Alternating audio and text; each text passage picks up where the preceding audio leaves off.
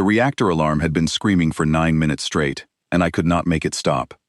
I stood at the command console of my flagship, the Vathari, watching every emergency indicator flash in patterns that my training had never prepared me for. 14 ships, 200,000 souls. Every single one of them depending on me to find a way out of a situation that had no exit. My name is Tyverus. I am the fleet commander of the Valori Collective Evacuation Convoy, and 9 minutes ago, our hyperspace drives burned out simultaneously, stranding us in the emptiest corridor of space I had ever seen. No stars within reach, no relay stations, no traffic lanes, nothing but cold, infinite black in every direction. Commander, the Illithara is reporting a cascading failure in her port-side power grid, said Dreth, my second in command, his voice tight but controlled. He was standing 3 steps behind me, exactly where protocol demanded, and I could hear his breathing despite the alarm. That told me everything I needed to know about how afraid he was. The Illithara was our largest transport vessel. 60,000 civilians packed into her cargo bays and passenger decks. Families, children, elderly scholars who had spent their entire lives cataloging the poetry of our ancestors. They were not soldiers. None of us were. The Valori were archivists, scientists, teachers. We built libraries, not warships.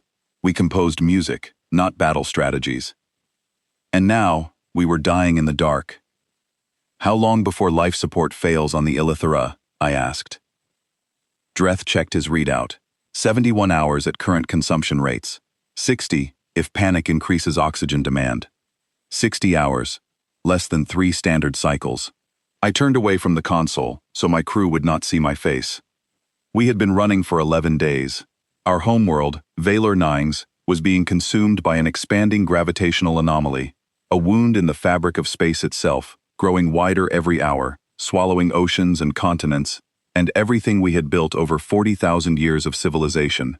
We had petitioned the Galactic Concord for emergency evacuation support. They had debated for 6 days. 6 days, while our cities crumbled into the anomaly. Then they had issued their ruling. The cost of intervention exceeded the projected benefit. Regrettable, but acceptable losses. Acceptable. They had called the destruction of an entire civilization acceptable. So we ran. We loaded every ship we had, packed them beyond capacity, and jumped into hyperspace with drives that were already strained past their design limits. We left behind everything. Libraries that held the accumulated knowledge of 400 centuries.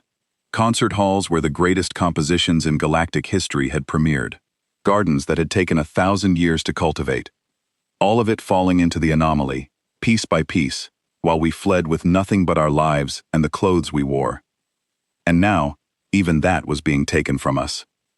I walked to the observation port and stared into the void. My reflection stared back at me. Thin, angular features. Pale violet skin stretched tight over a frame that was never designed for endurance.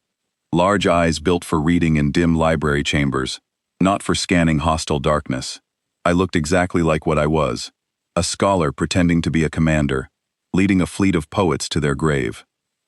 "Commander," said Vela, my communications officer. She was young, barely past her second maturation cycle. Her voice cracked when she spoke. "I am broadcasting on all standard frequencies. Concord channels, neutral bands, even deprecated military lines. There has been no response." "Keep broadcasting," I said. I had not expected a response. The Concord had made their position clear. We were not worth saving. The mathematics of interstellar politics had weighed 200,000 Valori lives against the cost of a rescue fleet and found us wanting. Every other species in the Concord had either followed their lead or simply looked away. That was the thing about the Concord. It was not cruel. Cruelty required intention, and the Concord had no intention at all. It was simply indifferent. It was a machine that processed inputs and generated outputs, and if the output was the extinction of a species, well, the machine had spoken.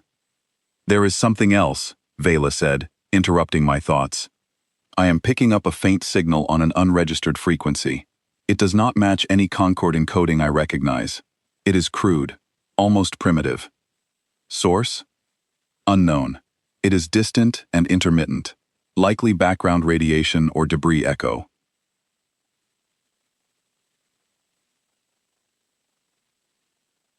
I almost told her to ignore it.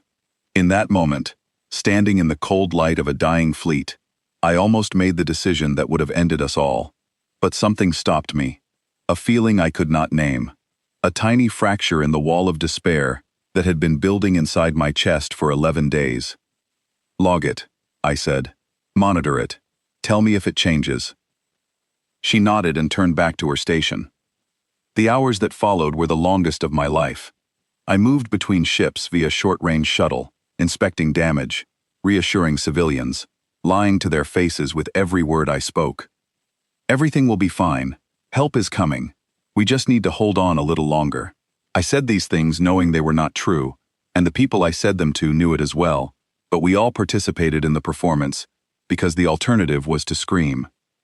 On the Elithera, I walked through a cargo bay that had been converted into a makeshift shelter. 3,000 Valori were living in a space designed to hold industrial equipment. They had arranged their sleeping mats in neat rows because order was the only thing they could still control.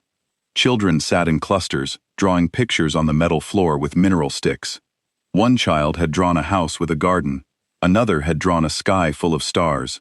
I could not look at those drawings for more than a moment without feeling something crack behind my ribs. A woman approached me. She was holding a small child against her chest, a boy no older than his first cycle, his breathing shallow and labored in the thinning air. She did not ask me if we were going to survive. She did not ask me about rescue timelines or resource allocation. She asked me one question. "Will he be warm enough tonight?" I told her yes. I told her we would increase thermal output to the shelters. I told her everything would be fine. Then I walked around the corner and stood with my back against the bulkhead until I could breathe normally again. The ship's medical officer, Sorath, intercepted me near the aft corridor. She was older than me, experienced, and she did not bother with diplomatic language. "We are losing atmospheric recyclers on decks 4 through 9, she said. "Carbon dioxide levels are rising. I have already treated 200 cases of respiratory distress, mostly among the very young and very old. If we do not restore main power within 40 hours, I will start losing patients." "I understand," I said. "Do you? Because understanding and acting are different things, Commander. These people did not survive the destruction of their world to suffocate quietly in a cargo hold." She was right, and we both knew it. I had no answer for her. I had no answer for anyone. I returned to the Vathari and sat alone in my command chamber. In the Valori tradition, when death becomes certain, the senior leader is expected to compose a final archive entry, a record of what happened, who was present, and what mattered. It is meant to be found someday, by someone, so that the dead are not forgotten. I began writing. I recorded the names of all 14 ships. I recorded the number of souls aboard each one. I recorded the names of every crew member I could remember, every family leader, every child whose drawing I had seen on the floor of a cargo bay. I wrote for hours, and with every name I entered, the weight on my chest grew heavier. I was halfway through the manifest of the 7th ship when Vela's voice cut through the silence like a blade. "Commander, the signal. It has changed." I was on my feet before she finished speaking. I crossed the corridor to the communications array in 4 strides and leaned over her console. The signal she had logged hours earlier was no longer faint. It was stronger, structured, repeating in a pattern that was unmistakably intentional. "It is not background radiation," she said, her eyes wide. "It is a directed transmission. Someone is broadcasting at us. Can you decode it?" She worked the console with trembling fingers. The signal was layered in a format I had never encountered. No Concord headers, no diplomatic preamble, no species identification markers, just raw audio compressed into a carrier wave, so basic it might have been designed by a civilization still burning fossil fuels. Then the static cleared, and a voice came through. It was not a Valori voice. It was not any voice I had heard in my decades of service. It was deeper, rougher, shaped by a vocal apparatus that was built for shouting across distances, and it was speaking a language my translator struggled with for several seconds before it caught up. "Unidentified fleet. This is Captain Marin Cole of the mining convoy Northwind Group. We have received your distress signal. Confirm your status and position. We are altering course to intercept. Repeat, we are coming to you. I stared at the console. Dreth had moved to my side. Vela was frozen at her station. Commander, Vela whispered. The signal origin. I have traced it. It is a human transmission. Human. The word landed in my mind like a stone dropped into still water. I knew almost nothing about humans. They were a young species from a small world in an unremarkable system. The Galactic Concord had reviewed their application for integration 3 times and rejected it 3 times. Too volatile, too aggressive, too unpredictable. Every briefing document I had ever read about them carried the same warning. Exercise extreme caution. Do not engage without Concord oversight. And now they were the only ones who had answered. I reached for the communications panel. My hand was shaking. Not from fear, from something I had not felt in 11 days. Something I had not dared to feel, because feeling it, and losing it again, would have been worse than never feeling it at all. It was hope. I pressed the transmit key. Captain Cole, this is Fleet Commander Tyverus, of the Valori Collective. We are a civilian evacuation convoy, 14 ships, 200,000 refugees. Our drives are disabled, and we are losing life support. We need help. The response came faster than I expected. Copy that, Commander. 200,000 souls, life support failing. We are 12 hours out at maximum burn. Hold your position. We are coming. 12 hours. That was cutting it dangerously close to the Illithera's deadline. But it was a chance. The first real chance we had been given since we fled our dying world. I turned to Vela. Broadcast to all ships. Tell them help is coming. Commander, Dreth said from behind me. His voice was careful, measured, the voice of a man choosing his words like a surgeon choosing his instruments. These are humans. Everything we know about them suggests they are dangerous. The Concord has denied their integration 3 times. This could be a trap. It could be, I said. But we will be dead in 60 hours regardless. I would rather take my chances with the unknown than die writing names in an archive no one will ever read. Dreth said nothing. He did not agree with me. I could see it in the way he held himself, the tension in his shoulders, the careful blankness of his expression. But he did not argue, because we both knew I was right. I stood at the observation port and watched the empty blackness of space. Somewhere out there, 12 hours away, 5 human ships were burning hard to reach a fleet of strangers they had never met, from a species they had never encountered. Every logical framework I had been taught said this made no sense. No species expended resources for strangers without calculating the return. But the voice on that transmission had not asked about returns. She had asked how many. She had asked how much time. And she had said, "We are coming." I did not understand humans. Not then. Not even close. But I was about to learn. I need to tell you something about the Galactic Concord before I go any further. Because you need to understand the world I came from, to understand why the humans shattered everything I believed. The Concord is the governing body of 412 spacefaring civilizations. It maintains trade routes, arbitrates disputes, and regulates contact between species. It is efficient. It is rational. It is, by every objective metric, the most successful interstellar organization ever constructed, and it operates on a single foundational principle that every member species accepts without question. Nothing is free. Every rescue has a cost analysis. Every humanitarian intervention requires a majority vote from the Economic Impact Committee. Every act of charity is weighed against projected resource allocation for the next fiscal cycle. When a colony ship breaks down in transit, the first question is not, how many people are aboard? The first question is, what is the estimated recovery cost? And does the affected species have sufficient credit reserves to cover it? I had spent my career within this system. I had accepted it the way one accepts gravity. It was simply the way things worked. I had filed cost reports for emergency supply runs. I had attended committee meetings where the survival of entire settlements was reduced to a line item on a budget sheet. I had never questioned whether it was right, because I had never imagined it could be different.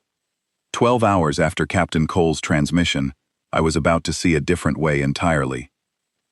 They arrived at the edge of our sensor range just as the Illithera's secondary power grid collapsed, plunging 30,000 civilians into darkness. I was on the bridge when it happened, watching the status indicators for the Illithara switch from amber to red to black in a sequence that took less than 4 seconds. 30,000 people, including the woman with the child, including the children with their drawings, sitting in absolute darkness with the air growing thinner by the minute. Vela tracked the incoming ships on the long-range display, 5 blips moving in a loose formation at speeds that should have been impossible for non-military vessels. They are burning their engines beyond rated capacity, Dreth observed, studying the sensor data with the analytical precision that made him invaluable and occasionally infuriating. At that thrust level, they will need full drive replacements when this is over. That is an enormous expense for a mining operation. Tens of thousands of credits per engine. They have 20 engines between them. They know that, I said. Then why are they doing it? I did not have an answer. Not one that fit within the framework we both understood. The first visual came through when they were close enough for our optical array to resolve. I had expected something. I did not know what, exactly. Perhaps sleek, Concorde-style vessels with clean lines and diplomatic markings. Perhaps warships with weapons arrays and armored hulls. Something that matched the significance of what they were doing. What I saw was 5 of the ugliest ships I had ever encountered. They were massive, blocky, graceless things. Industrial mining vessels built for one purpose: to fly to asteroid fields, break rocks apart, load the valuable pieces into their holds, and bring them home. Their hulls were covered in weld scars, patched plates, and the dull residue of 1,000 asteroid encounters.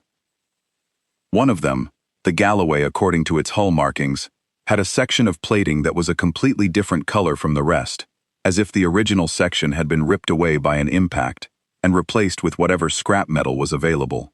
Another, the Redstone, had deep gouges running along its entire starboard side, testament to some close encounter with a spinning rock that had almost ended its career. The lead ship, the Northwind, had what appeared to be a decorative painting on its bow, some kind of human figure riding a large 4-legged animal through a landscape of mountains and grass. The paint was so faded and scarred by micrometeorite impacts that it was barely visible, but someone had clearly maintained it over the years, touching up the worst damage, keeping the image alive. It struck me as a deeply human thing to do, to carry a picture of home painted on the hull of a ship that spent most of its time in the most inhospitable environment imaginable. They were battered, they were graceless, they were held together with patches and stubbornness. And they were the most beautiful ships I had ever seen. "Commander," Vela said, "the lead vessel is hailing us. Put it through." The voice was the same one from 12 hours ago, Captain Marin Cole, but now it was accompanied by a visual feed, and I saw a human face for the first time. She was shorter than I expected. Humans were a compact species compared to the Velori, built closer to the ground, denser in construction. Her skin was a warm brown, darker than anything in the Velori complexion range, and her dark hair was pulled back from her face in a practical style that suggested she did not spend much time thinking about appearance. Her eyes were small by our standards, but intensely focused, with a quality in them that I would later learn to recognize as a human trait so common it was almost universal. Stubbornness. Not the stubbornness of ignorance, but the stubbornness of conviction. The look of someone who has already decided what they are going to do, and is simply waiting for reality to catch up. "Commander Tyverus," she said, "we are on approach. I need you to give me a full status report. Every ship, every system, every problem. Do not leave anything out, and do not soften it. I need the truth, not diplomacy." No Concord official had ever spoken to me like that. No Concord official had ever asked for the truth without wanting to filter it through 6 layers of bureaucratic language first. They wanted reports. They wanted assessments. They wanted carefully worded summaries that allowed them to maintain distance from the reality they were reading about. Cole wanted the raw, unprocessed truth, and she wanted it now. "Our primary drives are offline across all 14 ships," I said. "The Illithara, our largest transport, has lost main power entirely. Life support is failing. We have approximately 48 hours before atmospheric conditions become unsurvivable on at least 3 vessels. We have 200,000 civilians, many of them children and elderly. We have no weapons, no defensive capabilities, and no ability to maneuver. Cole listened without interrupting. When I finished, she nodded once. Just once. No expression of shock, no diplomatic condolences, no request for time to consult with her crew or run calculations. All right. Here is what we are going to do. My convoy has 5 ships, the Northwind, the Galloway, the Redstone, the Fairmont, and the Duluth. We are not military.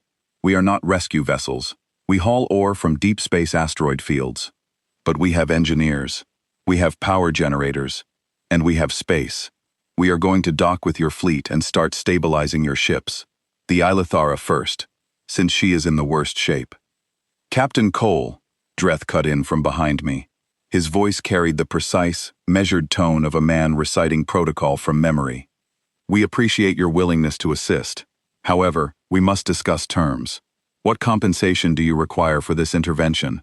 The Valori Collective, though currently displaced, maintains credit accounts with the Concord Central Bank, and we can negotiate a repayment schedule once we reach a Concord administrative station. There was a pause. Cole's face did something I did not understand at first. Her eyebrows moved closer together, and her mouth pressed into a thin line. I would later learn that this expression was called a frown, and it indicated displeasure. Strong displeasure. Did you just ask me how much I charge to save children from suffocating? She said. Her voice had dropped in pitch, which I would learn was a human indicator of anger. Dreth stiffened. It is standard protocol under Concord guidelines to establish a resource exchange framework before initiating any cross-species assistance. This ensures equitable distribution of costs and prevents exploitation of either party. Cole stared at the screen for a long moment. Then she turned to someone off camera and said something in a tone that my translator rendered as deeply sarcastic.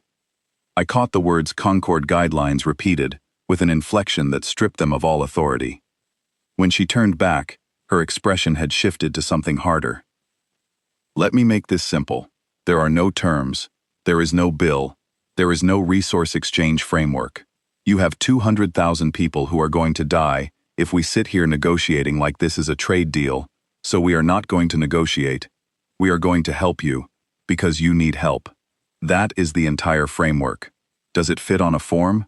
I do not care. Is that clear? Dreth opened his mouth. I raised my hand to silence him. That is clear, Captain. Thank you. Do not thank me yet. We have a lot of work to do. She cut the transmission. I stood there staring at the blank screen, while my second-in-command struggled to process what had just happened. This does not make sense, Dreth said quietly. No species allocates resources without a reciprocal agreement. It violates basic economic theory. It violates the foundational principles of interstellar commerce. There must be a hidden motive. Perhaps their economics work differently than ours, I said. Economics is universal, Commander. Mathematics does not change between species. I looked at him. Then perhaps they are operating on something other than mathematics. He had no response to that. Neither, for that matter, did I. The docking procedure began within the hour. Cole's ships moved with a coordination that surprised me. They were not military, but they operated with a rhythm and efficiency that spoke of years working together in conditions that would have been lethal for any Valori crew. Asteroid mining, I would learn, was one of the most hazardous occupations in human space. These crews had spent years cutting through spinning rocks in zero gravity, dodging debris fields, and managing equipment that could kill them in 100 different ways on any given day. They were not soldiers, but they were something that I would argue was equally impressive. They were survivors. The Northwind docked with the Elithera first. I watched the airlock cycle through the internal cameras and held my breath. The seal pressurized, the inner door opened, and the first human being to ever set foot on a Valori ship stepped through. He was not Captain Cole. He was a tall, broad-shouldered man in a grease-stained work suit, carrying a portable generator on his back that looked like it weighed more than I did. He had a toolkit in each hand, a roll of cable looped over one shoulder, and a flashlight clamped between his teeth. His name tag read, Danny Marsh, Chief Engineer. He had a round face, thinning reddish hair, and hands that were covered in so many scars and calluses that they looked like they were made of leather rather than skin. He looked around the Elithera's docking bay, took in the flickering lights, the smell of failing air recyclers, and the crowd of terrified Valori faces staring at him from behind a safety barrier. He removed the flashlight from his teeth. "Right, let us fix this," he said. "No ceremony, no diplomatic exchange, no identification verification or biosecurity screening, no request for authorization or permission." He walked straight past the confused Valori dock workers, found the nearest power junction, set down his generator, and started working.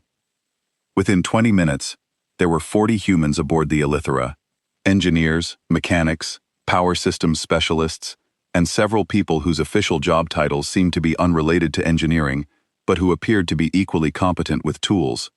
They spread through the ship like water filling cracks in a dry riverbed, finding every failing system and attacking it with tools and expertise, and a level of physical energy that was almost frightening to watch. I had never seen any species work like this. The Valori approach to engineering was methodical, careful, deliberate. We consulted manuals. We ran diagnostic simulations. We held planning meetings and safety assessments before touching a single component. A typical repair operation on a Valori vessel involved 3 stages of approval and a minimum of 2 independent reviews. The humans did none of this. Danny Marsh ripped open a power conduit with his bare hands, looked at the damaged components inside for approximately 4 seconds, and started rerouting connections based on some internal understanding that he apparently carried in his head rather than in a manual. When a Valori engineer tried to hand him a technical schematic of the power distribution system, he glanced at it for 2 seconds, handed it back, and said, "Got it." He had memorized our entire power distribution architecture from a 2-second look at a diagram.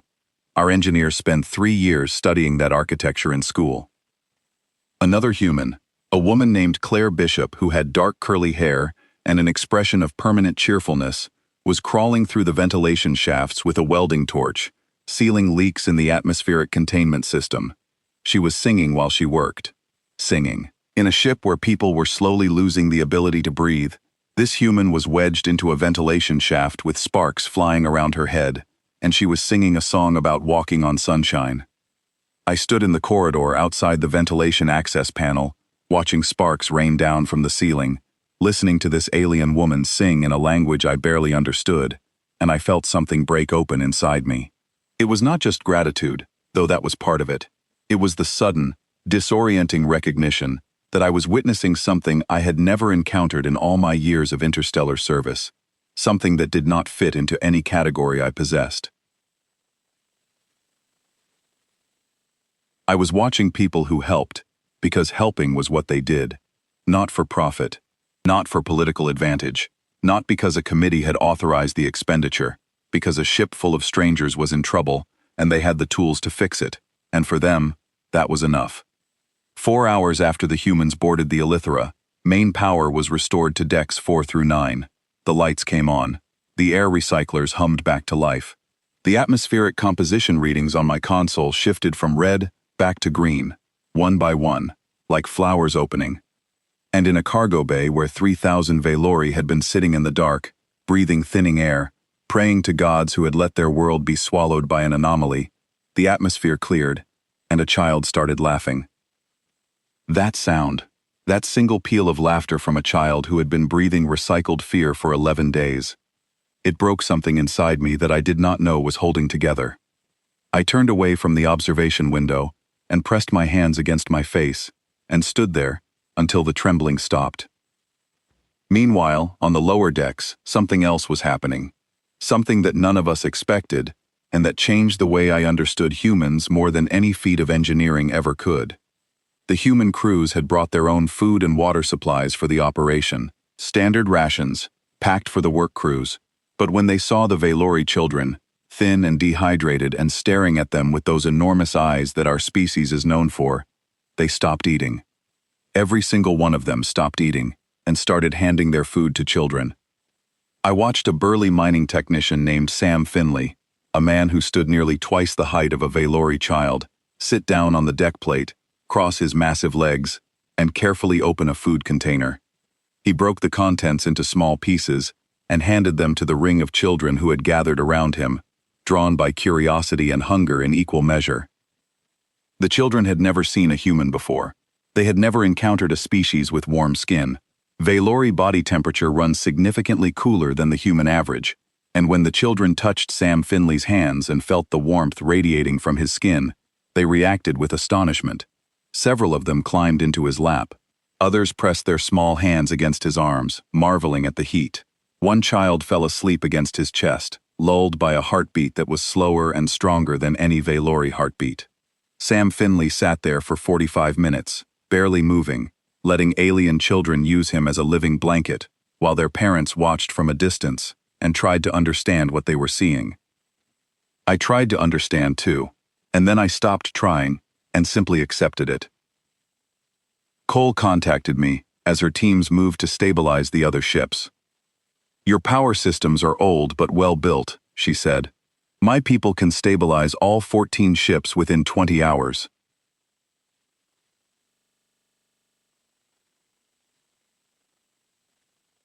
But your hyperspace drives are a different problem. Danny has been looking at them, and he says they are not actually destroyed. They went into a safety lockout. Something about a gravitational echo from whatever anomaly you were running from. The drive cores detected a gravitational signature that exceeded their tolerance parameters and shut themselves down to prevent damage. Can they be restarted? Maybe Danny thinks a hard reboot of the drive core might work, but there is a catch. The reboot sequence requires someone to physically hold the magnetic coupling aligned inside the engine chamber while the system cycles.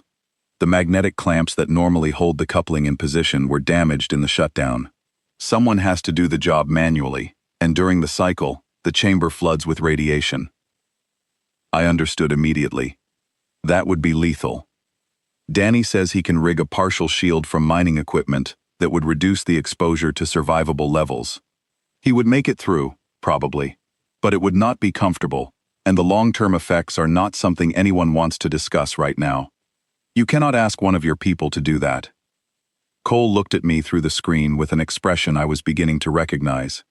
It was the look she wore when someone told her something was impossible or inadvisable or beyond the bounds of reason. It was the look that preceded her doing exactly that thing anyway. "I did not ask him," she said. "He volunteered. About 4 seconds after he figured out the problem, I tried to talk him out of it. He told me, and I am quoting here, 'Captain, there are 60,000 people on that ship, and their air is running out. Shut up and let me do my job.' I opened my mouth to respond, but before I could formulate words, the Vathari's long-range sensor array erupted with a new alarm, a different alarm.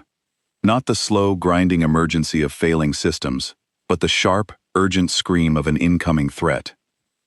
Vela spun to her console, and the color drained from her face like water running out of a cracked vessel. "Commander, 6 vessels have just entered long-range sensor detection. They are running dark, minimal emissions, tight formation. Configuration matches known Kasari patrol patterns." My blood went cold.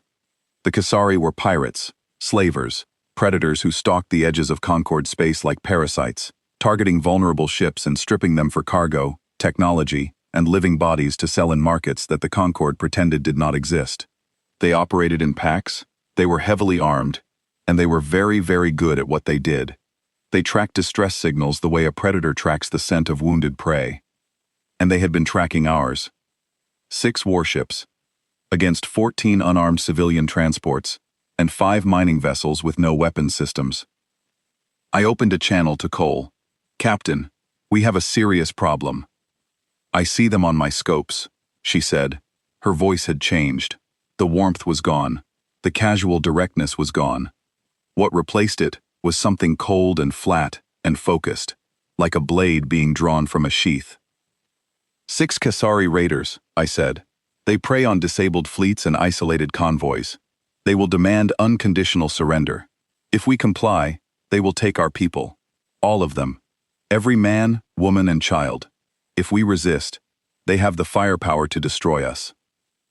"How long until they reach weapons range?" "At current approach speed, approximately 8 hours. Cole was quiet for a moment.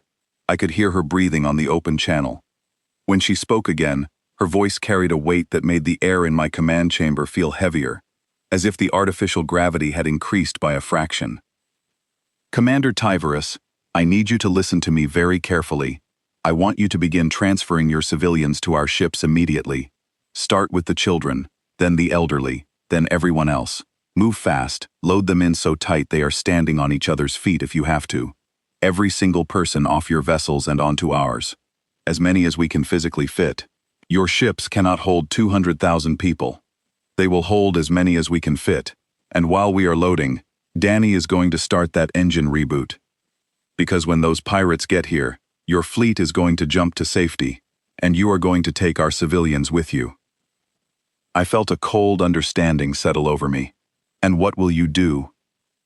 Marin Cole, captain of a mining convoy with no weapons, no armor, no shields, and no military training, looked at me through 60,000 kilometers of void and said 5 words that I will carry with me for the rest of my life. We will buy you time. I stood at the console, staring at her face on the screen, and for several seconds I could not speak. The sheer impossibility of what she was proposing refused to fit inside my understanding. Captain Cole, you have 5 mining ships.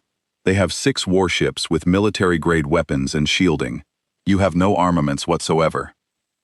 She smiled, and I finally understood, in that moment, what the Galactic Concord meant when they called humans dangerous. Because that smile was not the expression of someone who was afraid. It was not the expression of someone who had calculated the odds and found them acceptable. It was not even the expression of someone who had resigned themselves to sacrifice. It was the expression of someone who had decided that these pirates were about to learn a very expensive lesson about the difference between a predator and a protector. Commander, she said, I have been cutting through asteroids harder than warship hulls since I was 19 years old. We may not have guns, but we have industrial plasma cutters that operate at 12,000 degrees. We have magnetic harpoon systems designed to anchor onto spinning debris at relative velocities that would tear a military ship apart. And we have cargo holds full of volatile mining charges that we usually use to crack open nickel iron deposits the size of small moons. She leaned closer to the camera. I promise you, Commander, these people have absolutely no idea what we are about to do to them. The evacuation began immediately, and it was controlled chaos. I had spent my career managing orderly processes.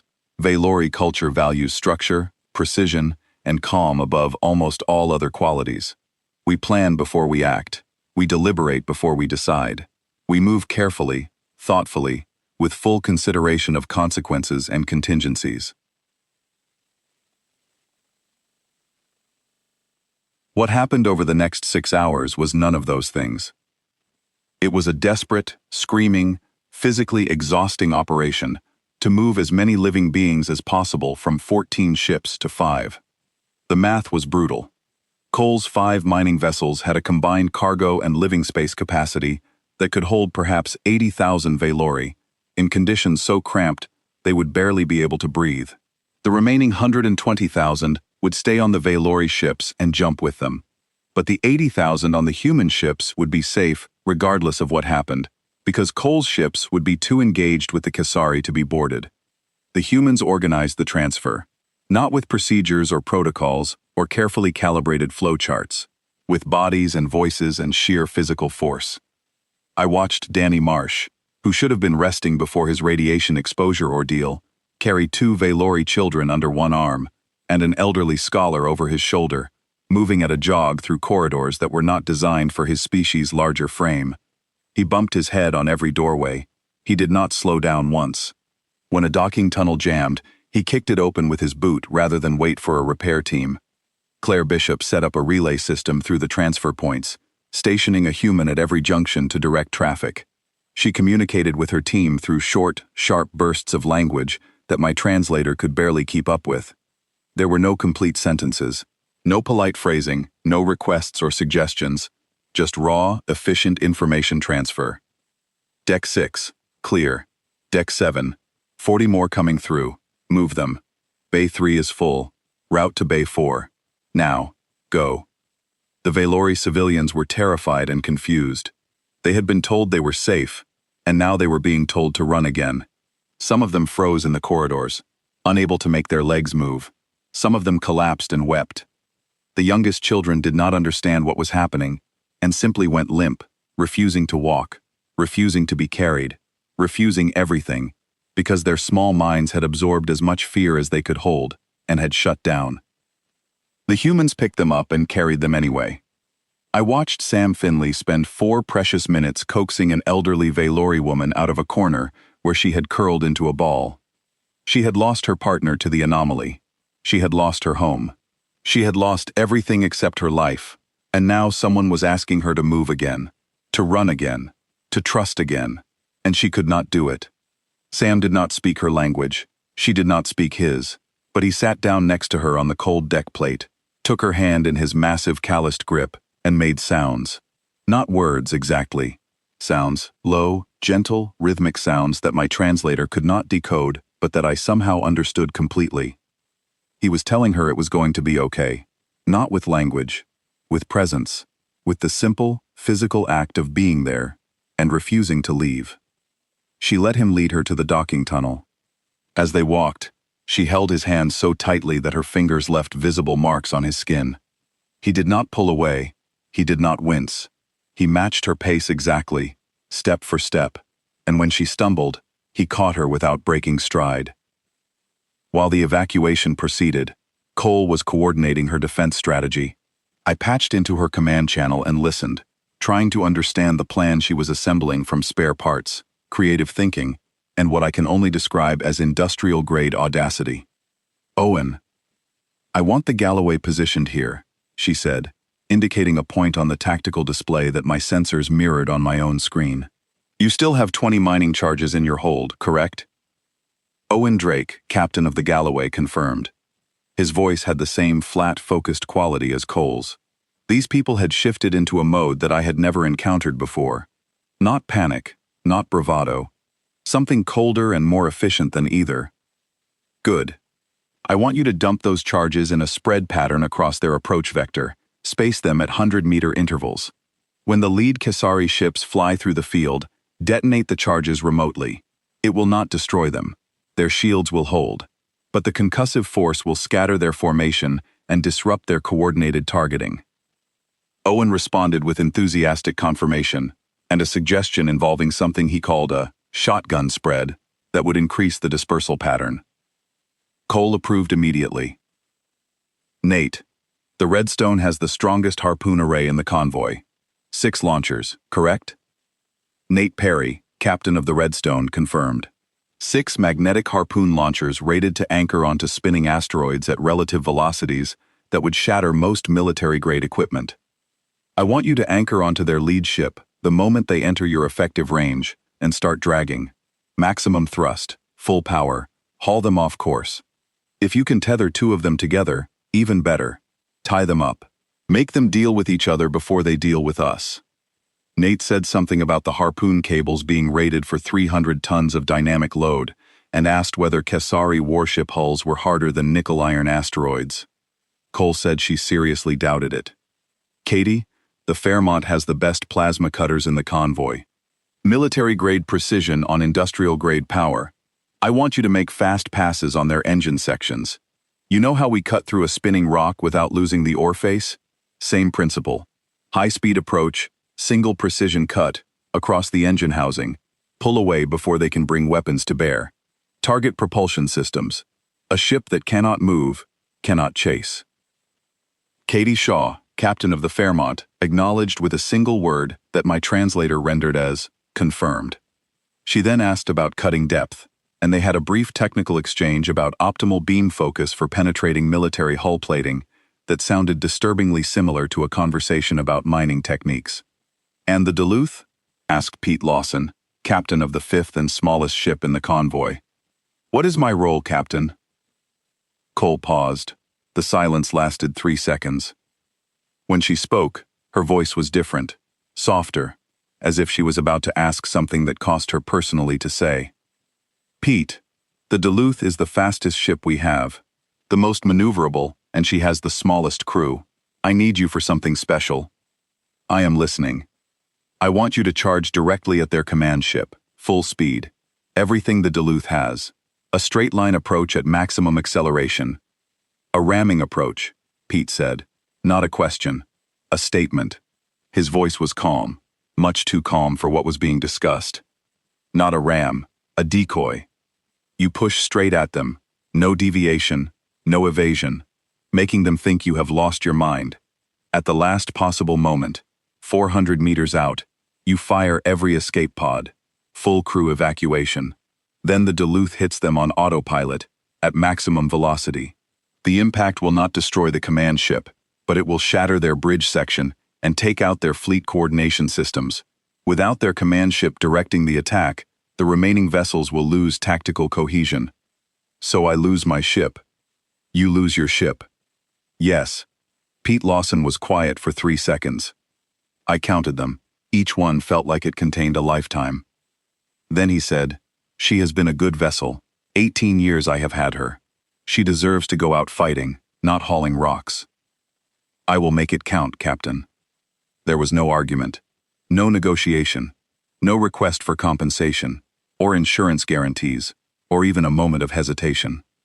A man had just been told that his ship, his livelihood, his home for 18 years, would be deliberately destroyed, and his response was to give it a story, to assign it dignity, to treat a machine he loved like a warrior being given one final mission.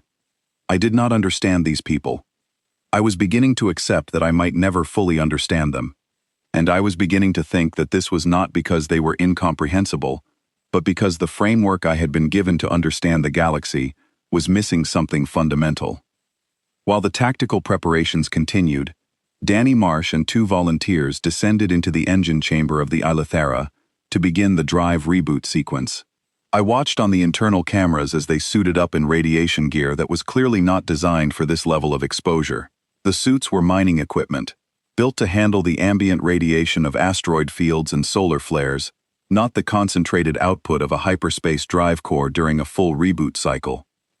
Danny knew this. His volunteers, a young man named Ben Holt, with a quiet face and steady hands, and a woman named Lucy Grant, who had the build and bearing of someone who had spent her life doing difficult physical work, knew this too. They went in anyway. The engine chamber was a cathedral of alien engineering, a vast cylindrical space lined with magnetic coils and plasma conduits that spiraled from floor to ceiling, like the inside of a shell. At its center stood the drive coupling, a crystalline structure 2 meters tall that aligned the hyperspace field generators.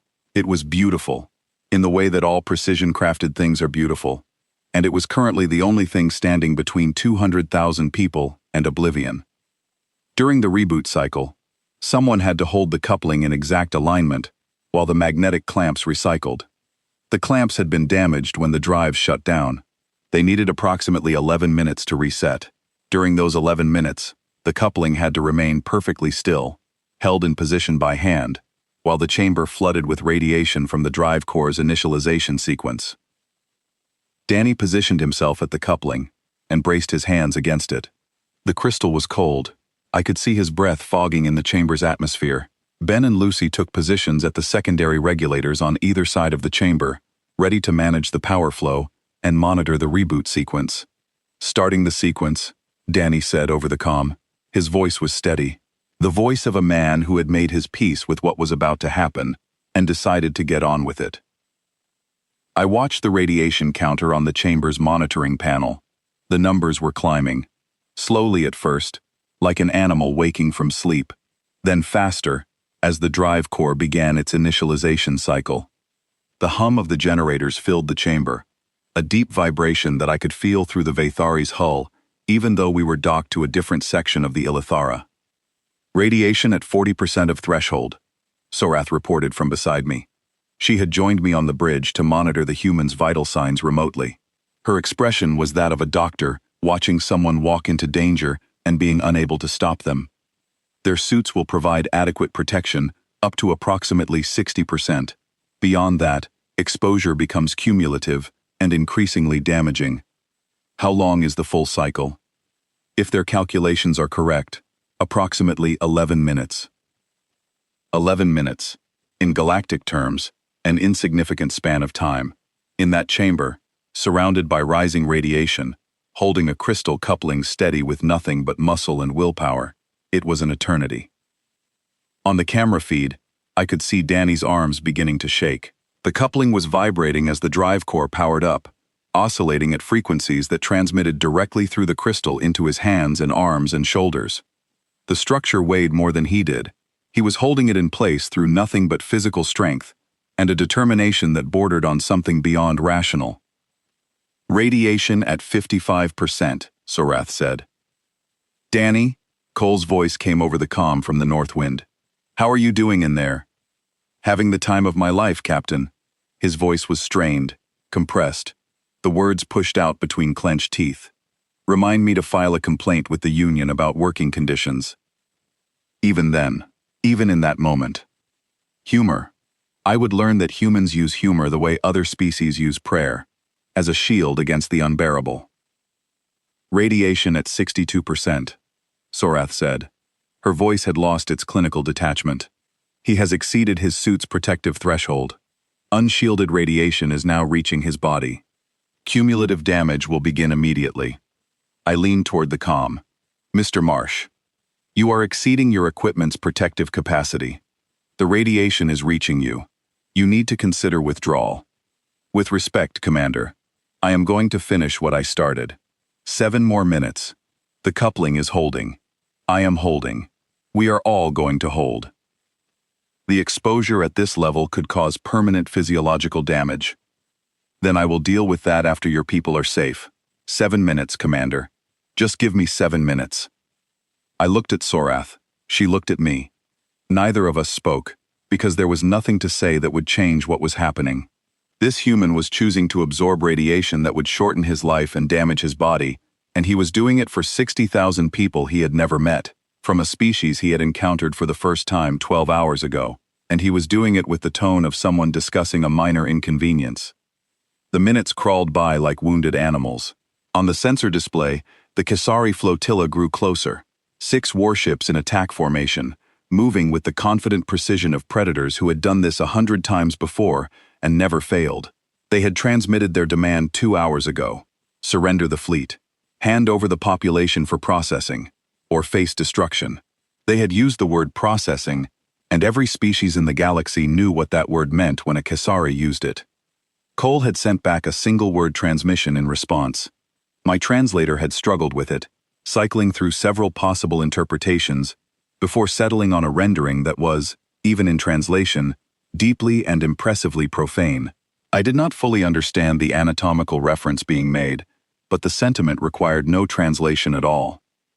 Radiation at 78%, Sorath said. Her voice was not steady anymore. Her hands were gripping the edge of her console. On the camera, Danny's face was visible through his visor. It was red. Sweat was streaming down his forehead and into his eyes. His arms were locked against the coupling, every muscle rigid, the veins on his neck standing out like cables. His breathing was ragged, each exhale a controlled grunt of effort. Ben and Lucy were calling out readings from their stations, their voices tight and rapid. 2 minutes, Danny said. Come on, you beautiful crystal monster. Hold together for 2 more minutes. The drive core was roaring now, a sound that penetrated every surface, every wall, every bone. The hyperspace field generators were spinning up to full power, building the dimensional fold that would tear open a window between normal space and hyperspace. The fold that would carry 14 ships and 200,000 souls to safety. If the coupling held. If Danny held. Radiation at 84%. 1 minute. I gripped the edge of my console until my fingers ached. Valu was praying. I could hear her whispering the old invocations under her breath. Words from a world that no longer existed. Prayers to gods who had watched their planet fall into an anomaly and done nothing. She prayed anyway. 30 seconds. Danny screamed. It was not a scream of fear. It was not a scream of pain, though there must have been pain. Immense pain. The kind of pain that comes from radiation flooding through a body that was never designed to absorb it. It was a scream of effort. A raw, primal sound forced out of the deepest part of a human body that was being pushed far beyond its limits, and it was the most courageous sound I have ever heard in my life. He held the coupling.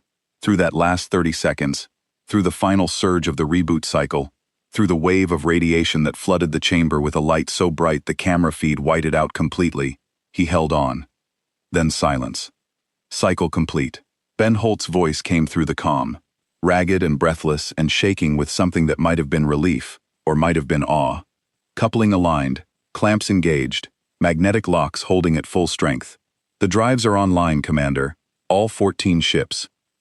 The bridge erupted. Vela cried out. Dreth slammed his fist against the console, a gesture so unlike him that I turned to stare. The crew were embracing each other, weeping, shouting. Danny, Cole said over the comm. Just his name, nothing else. There was a pause, a terrible, stretching pause that lasted too long. Still here, Captain. His voice was barely a whisper. Going to need a minute, though. Maybe two. My legs seem to have an opinion about standing up. Take as many as you need.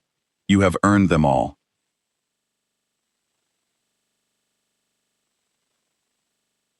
Lucy and Ben helped him out of the chamber.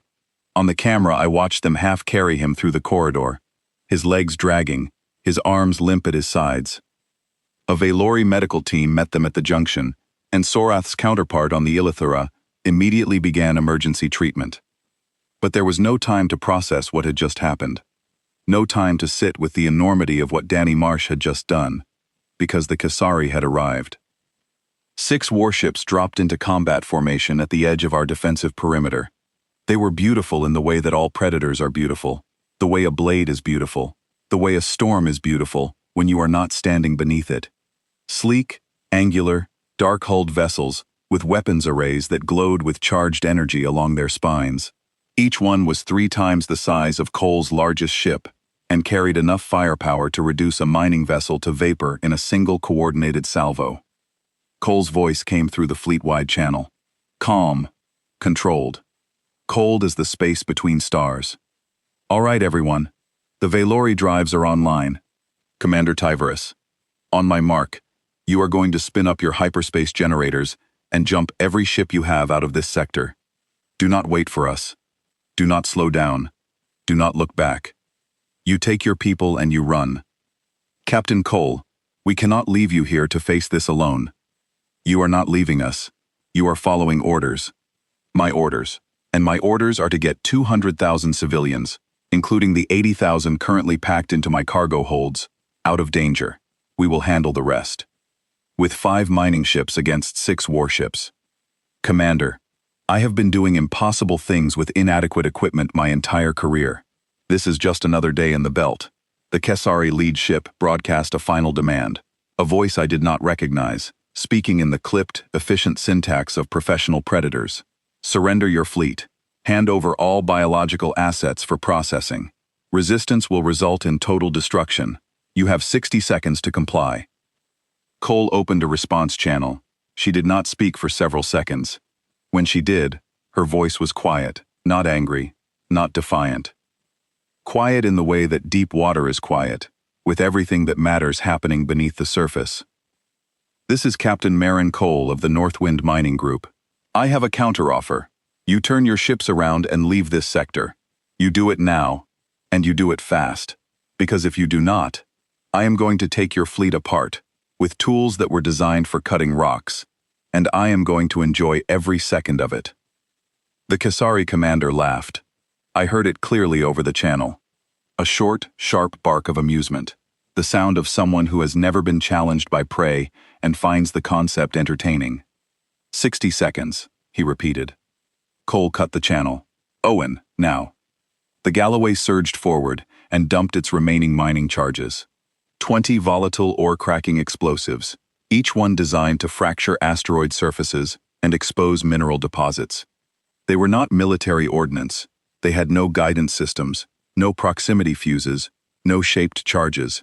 They were industrial tools, simple and brutally powerful, and Owen Drake spread them across the Kasari approach vector in a pattern that turned a corridor of empty space into a minefield. The lead Kasari warship flew straight into it. The detonation was not a single explosion, it was a cascade, a rolling wave of fire and force, as each charge detonated in sequence, triggered by the shockwave of the one before it. The Kasari's shields held. They were military-grade shields, designed to withstand weapons fire from other warships, and industrial mining charges were beneath their design parameters. But the concussive force was something else entirely. Mining charges are built to shatter rock, to transmit kinetic energy through solid matter, in ways that military weapons are not designed to replicate. The blast wave hit the Kesari formation like a wall, and the ships that had been flying in tight, coordinated formation were shoved apart, tumbling, their carefully maintained spacing destroyed in a single rolling moment of chaos. Nate, harpoons, the two on the left, before they stabilize. The Redstone fired its magnetic harpoon array. 6 cables launched simultaneously, crossing the gap between the mining ship and the scattered warships in seconds. Each cable was a composite of titanium alloy filaments and magnetic anchoring heads, designed to bite into spinning asteroid surfaces at velocities that would shatter conventional anchoring equipment. They hit the hulls of 2 Kesari warships with impacts that registered on my sensors as seismic events. The cables went taut. The Redstone's engines roared to full power, and Nate Perry did something that no military tactician in the history of the Concorde had ever attempted. He started dragging 2 warships into each other. The physics were simple. Nate's ship was smaller, but his engines were designed for hauling millions of tons of mined ore across interstellar distances.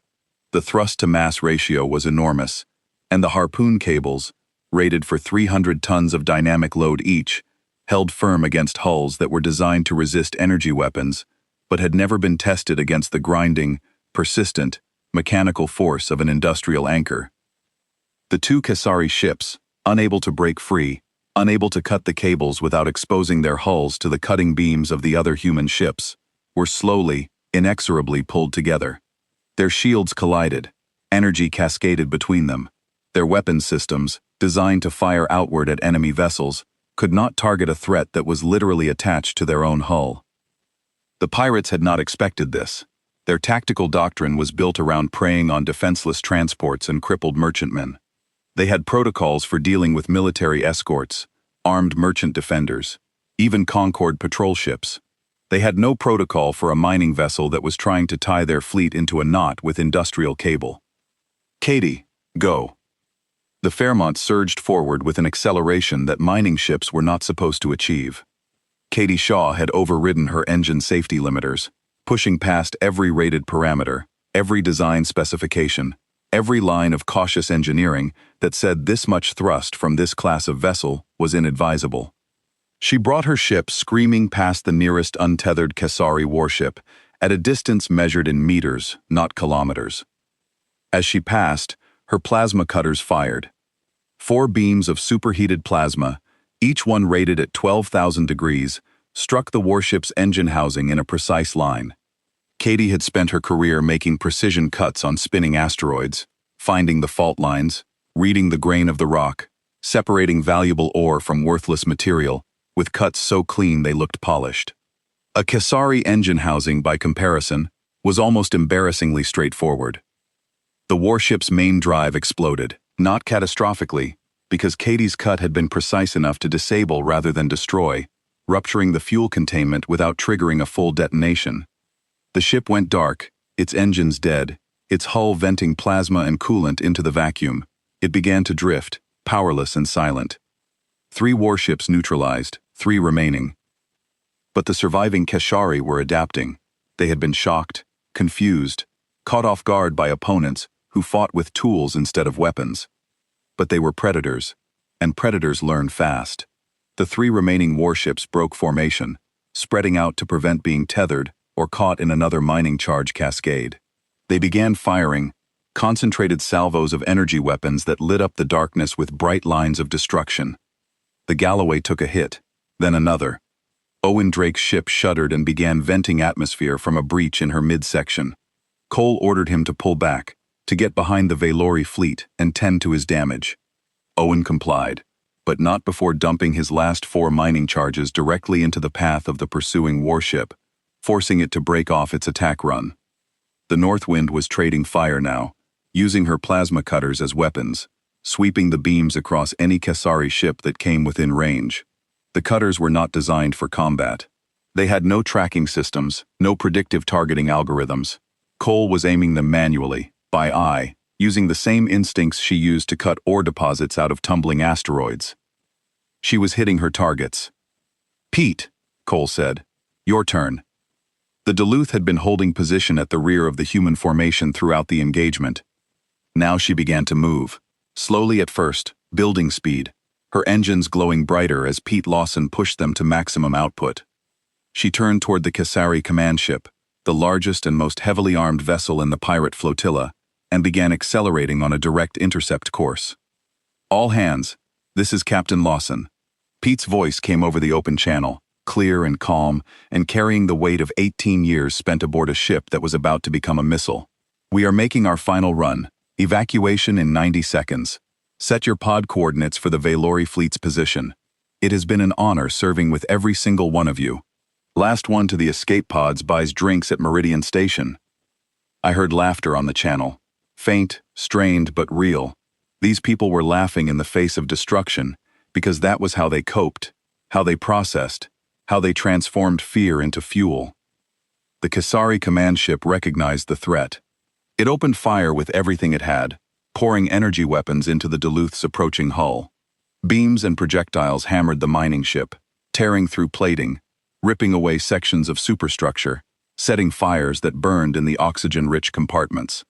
The Duluth was coming apart, shedding pieces of herself with every second, and she did not deviate, not 1 degree, not 1 fraction of a degree. Pete Lawson held his course with the precision of a man cutting a straight line through bedrock. At 800 meters, the escape pods launched, 12 pods, carrying every member of the Duluth's crew, ejecting in a spread pattern that carried them clear of the impact zone. I tracked them on my sensors, 12 tiny signatures arcing away from the doomed ship like seeds blown from a dying flower. At 400 meters, the Duluth was a burning wreck. Her hull was breached in a dozen places. Her engines were failing. She was held together by nothing but structural framework and momentum. At 0 meters, she hit the command ship. The collision was not elegant. It was not surgical or precise or calculated. It was raw and brutal and devastating. 200,000 tons of mining vessel striking the Kasari command ship's bridge section at a velocity that turned both structures into a single expanding cloud of twisted metal and superheated gas. The command ship's coordination systems, its tactical network, its communication array, its fleet management computers, all of it ceased to exist in a single catastrophic moment. The remaining 2 operational Kasari warships, suddenly blinded, suddenly without orders, suddenly facing an enemy that fought with a ferocity that no pirate raid had ever encountered, did something I had never in my life seen Kasari raiders do. They ran. They disengaged, powered up their drives, and fled into the darkness as fast as their engines could carry them. Cole's voice came through the comm. She was breathing hard. I could see her on the video feed, a cut on her forehead leaking red down the side of her face, her console sparking and smoking around her. But her eyes were clear and her voice was steady. "Commander Tyverus, jump window is clear. The approach vector is open. Get your people out of here. Now. Do it now." I was already at the console. My hands were moving across the controls, and for the first time in weeks, the instruments were responding. The drives were online. The hyperspace generators were building power. 14 ships, 200,000 souls. All of them alive because 5 mining vessels and their crews had decided that strangers were worth fighting for, worth bleeding for, worth dying for. "Captain Cole," I said, "come with us. Your ships can dock with ours and ride our hyperspace field." "Negative, Commander. The North Wind has hull breaches on 3 decks, and my port engine is offline. The Galloway is venting atmosphere from the midsection hit. We cannot dock safely at this speed. We would risk damaging your ships and trapping your fleet in normal space. Your people are injured. Your ship is damaged. You need medical support and repairs. And we will get both at Meridian Station. It is only a 2-week crawl at sublight speeds. We have done worse, Commander. We have absolutely done worse." I wanted to argue. I wanted to order her to dock. I wanted to do anything other than what I knew I had to do, which was leave these extraordinary, impossible, irrational people behind in the dark. "Captain Cole," I said, and my voice broke on her name. I did not try to hide it. 2 of your ships are destroyed, the Duluth and... How many of your people did you lose? She was quiet for a moment. When she answered, her voice was different, smaller.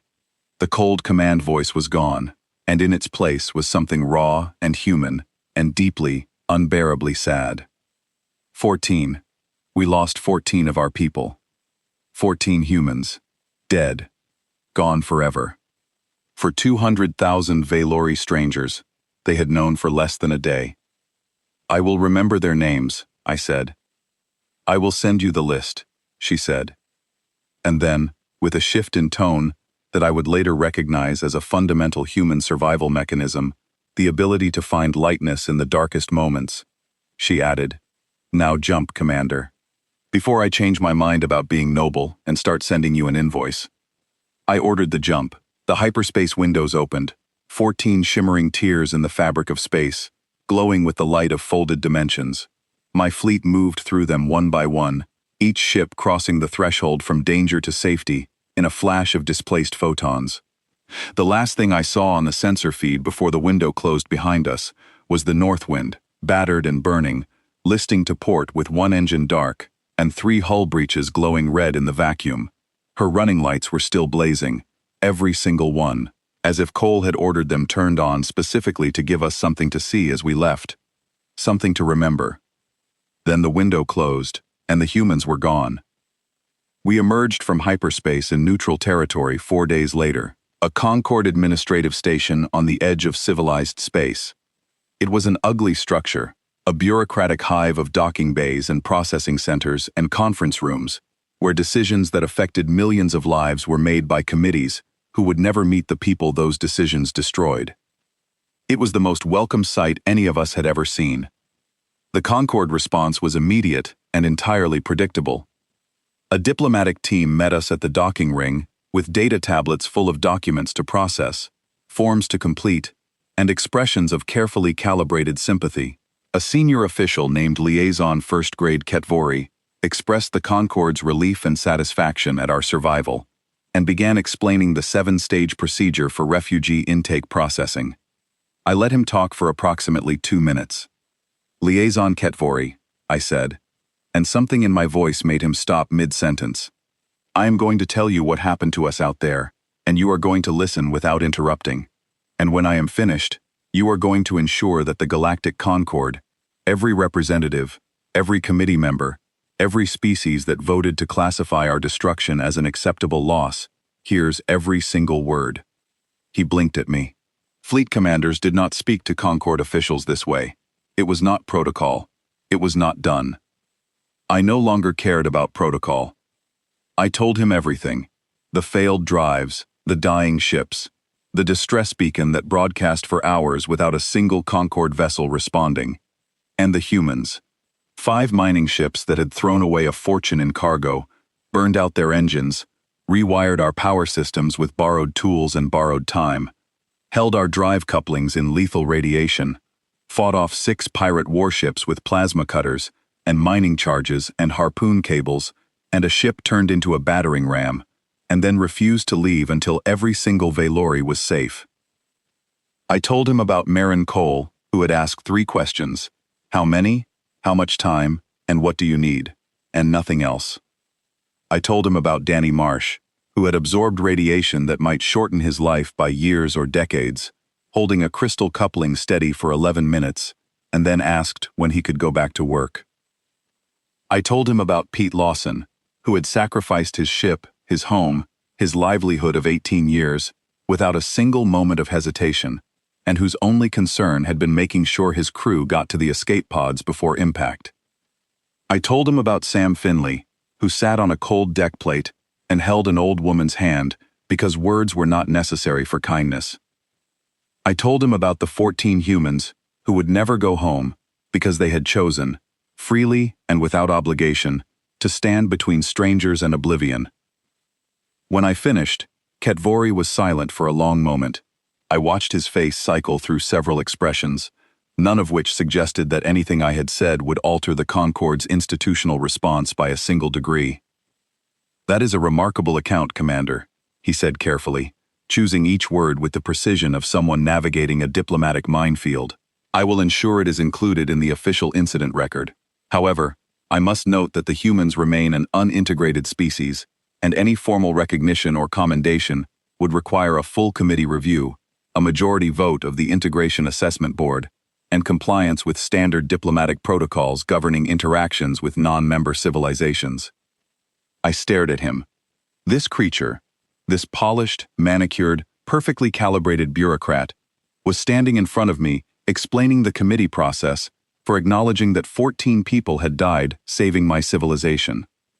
14 people are dead, I said. And you are talking about committee votes. I understand your emotional response, Commander, and I empathize with it.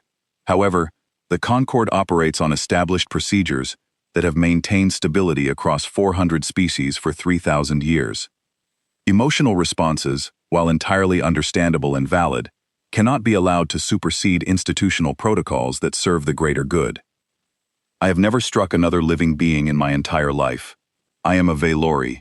We are scholars and poets and archivists. We do not raise our hands against others. But in that moment, standing in that sterile docking ring, looking at that perfectly groomed official, with his perfectly calibrated empathy and his perfectly meaningless words, I came closer than I have ever come. I walked away instead. I walked away because I had something more important to do than argue with a machine that processed living beings as input and generated reports as output. Over the following weeks, I threw myself into two tasks. The first was settling my people. 200,000 refugees needed housing, food, medical care, education for the children, counseling for the traumatized, and the 1,000 small necessities that transform mere survival into actual living. The neutral station's resources were limited, but the Valori are an adaptable people, and we began building new routines in the cramped quarters we were assigned. The children started drawing again. The scholars began reconstructing lost texts from memory. The musicians composed new songs, songs about darkness and flight, and hope found in unexpected places. The second task consumed me like a fire. I had to find the humans. The Concorde had no tracking data on human vessels. Humans were not in their system. They were not integrated, not registered, not monitored, not acknowledged. As far as the official records of the galaxy's governing body were concerned, the species that had just saved my entire civilization barely existed. A footnote. A marginal entry in a database of rejected integration applications. I spent days searching through back channels, unofficial communications networks, commercial shipping databases, and the shadowy information markets that exist in the spaces between Concorde jurisdiction. I contacted independent traders who operated in human space. I reached out to neutral zone station operators who might have records of human ship movements. I called in favors from colleagues in other species' diplomatic services. Finally, a black market information broker, a being whose species I never identified and whose fees were extortionate, found what I was looking for. Cole's convoy had limped into a human outpost called Meridian Station 11 days after we parted ways. The Northwind and Galloway had been repaired enough to make the journey under their own power. The Fairmont and Redstone had arrived 2 days later, traveling at reduced speed due to engine damage. The Duluth, of course, had not arrived at all. The Duluth was a cloud of debris floating in empty space, mixed with the wreckage of a Kesari command ship, a monument to one man's willingness to sacrifice everything. The crew of the Duluth, all 12 escape pod survivors, had been picked up 3 days after the battle by a passing human freighter that happened to be transiting the area. Pete Lawson was alive. He had arrived at Meridian Station with nothing but the clothes he wore in the pod and a small personal item he had grabbed before evacuation, a framed photograph of his ship, taken on the day he first took command of her 18 years ago. He was currently working a temporary maintenance contract at the station's docking yard, crawling through other people's engine compartments for hourly wages, because he had lost everything and needed to eat. Danny Marsh had survived the radiation exposure. He had been treated at Meridian's medical facility by doctors who were horrified by the levels he had absorbed. They had told him, as gently as medical professionals can deliver such news, that the exposure had likely shortened his lifespan by several years and caused damage to several organ systems that would require ongoing treatment. Danny had reportedly listened to the entire briefing, nodded once, and asked when he could return to active duty. He was back on the Northwind within a week. Of the 14 humans who died, 11 had been killed during the battle with the Cassari. 3 had died during the evacuation itself, caught by shifting cargo in the docking tunnels, or struck by structural failures as they moved Valori civilians to safety. 3 people who had died not in combat, but in the simple act of carrying strangers to safety. I obtained their names, every single one. Ruth Ames, Jack Ellery, Hannah Cook, Liam Vaughn, Charlie Cross, Meg Tolbert, Soren Park, Diane Firth, Will Acosta, Noel Bryce, George Leonard, Quinn Hale, Derek Poole, Faye Underwood. 14 names, 14 humans who would never see their homes again, never sit with their families, never eat a meal, or watch a sunset or hear a song, because they had chosen, freely and without obligation, and without expectation of reward, to stand between death and 200,000 people they had never met. And here is the thing that broke me. Here is the detail I cannot explain to any Concord official, any diplomatic liaison, any rational being who measures the universe in cost-benefit analyses and resource allocation spreadsheets. Marin Cole was in debt. She had dumped millions of credits worth of mined ore into space to make room for Valori refugees on her ships. Her company, the outfit that contracted the Northwind Group for mining operations, was billing her for the lost cargo. Her insurance carrier was contesting the damage claims because voluntary jettison during unauthorized rescue operations in uncharted space was not covered under their standard policy. She had saved 200,000 lives, and her reward was a stack of bills, a damaged ship, and a legal dispute with an insurance company over the definition of authorized operations. She was fighting a bureaucratic battle with her own employers to avoid financial ruin, and she was doing it from the bridge of a ship that still had patches of hull plating missing and scorch marks on the corridors from the Kajari attack. No one was celebrating her. No one was giving her medals or recognition or commendations, or even a formal acknowledgement that what she had done was significant. The human government, whatever form it took, had not issued a statement. The Concord had filed her involvement as a footnote. The galactic media, such as it existed, had not covered the story. She was a mining captain who had done something extraordinary, and her universe had responded with paperwork and invoices. I tried to send resources, credits, raw materials, medical supplies, anything I could gather from the Valori refugee community. We had very little, but what we had, we wanted to share. I transmitted the offer through the same back channels I had used to find her. Cole sent back a message that I will reproduce here in its entirety, because it is burned into my memory like a brand. Commander, thanks, but no. We did not do this for payment, and accepting payment would make it feel like we did. Take care of your people. Get them settled. Make sure the kids are okay. That is all the compensation I need. Cole. I read that message in my quarters on the station. I read it sitting in a chair that was too small for me, in a room that smelled of recycled air and institutional cleaning agents, surrounded by the sounds of 200,000 refugees, trying to build new lives in a place that was not home, and never would be. Then I did something that no Valori fleet commander has ever done in the 40,000-year history of the collective archive. I opened the archive. You need to understand what the archive is to understand what I did. It is not a database. It is not a library. It is not a record. It is the soul of the Valori people, encoded in crystalline matrices that will survive the death of stars. Every significant event in our history, every great achievement, every moment of beauty and courage and wisdom that our civilization has produced over 400 centuries, is recorded there. The archive is our immortality. It is the thing that ensures that even if every Valori who has ever lived is forgotten, the things we did and the things we learned will endure. No non-Valori had ever been entered into the archive. No event involving another species had ever been deemed worthy of inclusion. The archive was ours, exclusively and completely. A record of our people, by our people, for our people. It was the most sacred institution we possessed, and modifying it required the authorization of the fleet commander, which, by the circumstances of our evacuation, was me. I opened a new entry, and I began to write. I wrote about Captain Marin Cole, who answered a distress signal from strangers and asked only 3 questions. How many? How much time? And what do you need? I wrote about Danny Marsh, who held a crystal coupling in a chamber full of radiation for 11 minutes, and then asked when he could go back to work, as if what he had done was simply part of the job. I wrote about Pete Lawson, who gave up his ship, his home, his livelihood of 18 years, and who rode his vessel into the enemy like a lance, because that was what was needed, and who called it an honor. I wrote about Claire Bishop, who sang about sunshine while sealing leaks in a ventilation shaft to keep alien strangers breathing. I wrote about Sam Finley, who sat on a cold metal floor and held an old woman's hand, because language was never necessary for kindness. I wrote about Owen Drake, whose ship took fire so that others could escape. About Katie Shaw, who cut through warship engines with the precision of a surgeon. About Nate Perry, who tied pirate ships together with mining cables and dragged them into each other.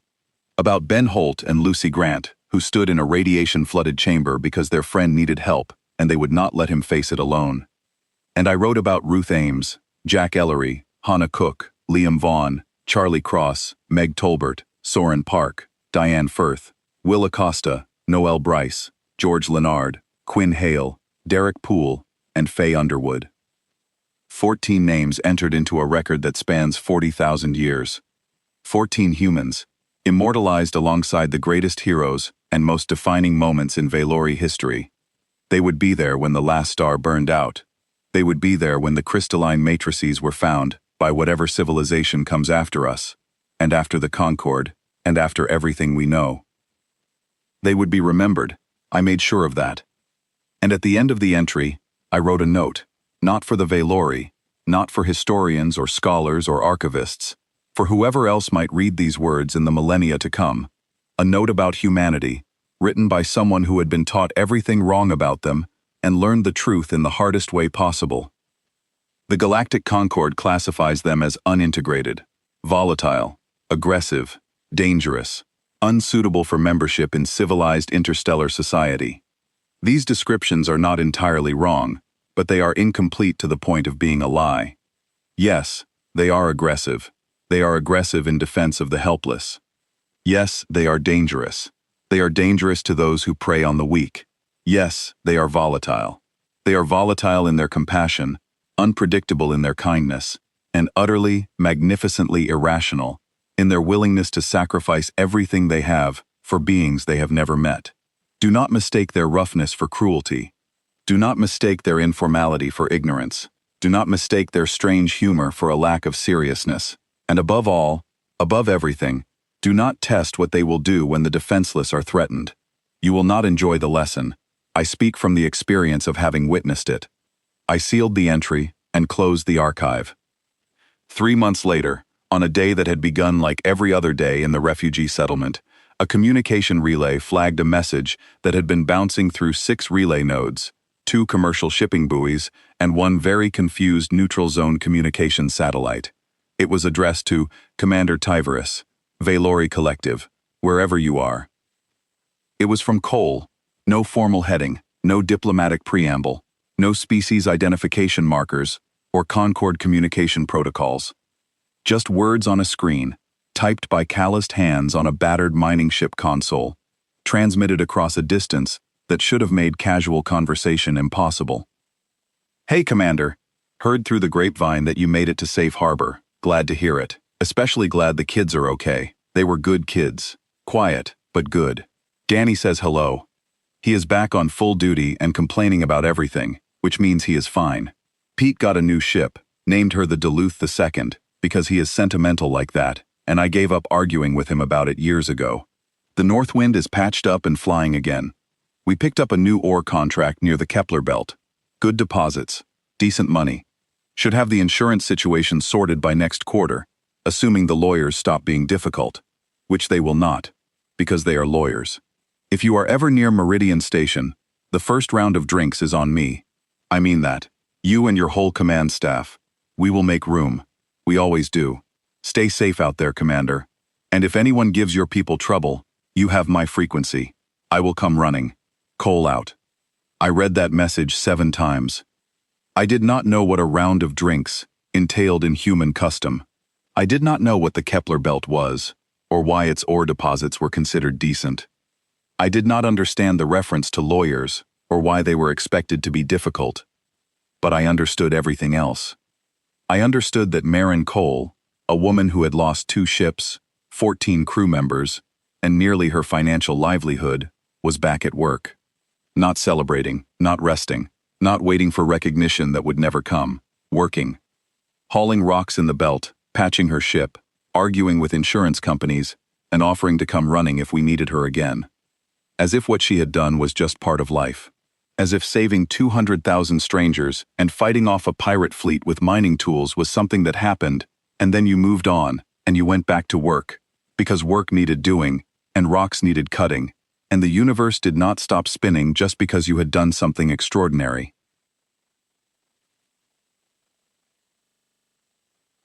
That is what the Concord does not understand about humans. That is what the integration reports miss. That is what every cost-benefit analysis and risk assessment and diplomatic profile fails to capture. Humans do not do extraordinary things because they expect to be extraordinary. They do them because they see a need and they fill it. They see a problem and they fix it. They see a child suffocating in the dark and they hand over their own air and their own food and their own safety. And they do it without thinking, without calculating, without weighing the cost against the benefit, because for them, the equation is simple, in a way that the Concord's entire mathematical framework cannot accommodate. Someone needs help. They can provide it. So they do. That is the whole calculation. That is the entire formula. And it is, I have come to believe, the most powerful force in the galaxy. More powerful than warships. More powerful than trade agreements. More powerful than the accumulated bureaucratic machinery of 400 civilizations operating in concert. The willingness to help, freely given, without condition, without expectation of return. The galaxy calls them primitive. The Concord calls them unworthy. Every official assessment says they are too dangerous, too unpredictable, too irrational, too volatile for integration into civilized interstellar society. I call them the only ones who came. When my world was dying and the galaxy looked away, when 200,000 of my people were suffocating in the dark, and every civilized species in the Concord calculated that saving us was not worth the cost, 5 ugly mining ships crossed the void with nothing but tools and stubbornness, and a refusal to let strangers die. They fought with plasma cutters and harpoons and mining charges. They held together alien ships with their bare hands. They absorbed radiation and sacrificed their ships and gave their lives for people they had never met, from a species they had never seen, and when it was over, they refused payment, sent their regards, and went back to cutting rocks. The Concord will never give them a commendation. The official record will list their involvement as a footnote in an incident report that no one will read. The Integration Assessment Board will review their application and reject it again, because the numbers do not balance. Because the risk assessment flags too many concerns, because the system was never designed for beings who operate on something as unmeasurable and irrational and magnificent as conscience. But the archive will remember, for as long as the crystalline matrices hold their data, for as long as the Velori endure as a people and a culture and a civilization, for as long as anyone anywhere opens those records and reads what is written there, the galaxy will know what happened in the dark between the stars. It will know that when every rational, civilized, integrated species in the Galactic Concord decided that 200,000 lives were an acceptable loss, a handful of humans in battered mining ships looked at that equation and said no. Not for profit, not for recognition, not for political advantage. Because it was the right thing to do. And I will spend the rest of my days, every remaining moment of this life that they gave back to me, making sure the universe never forgets it.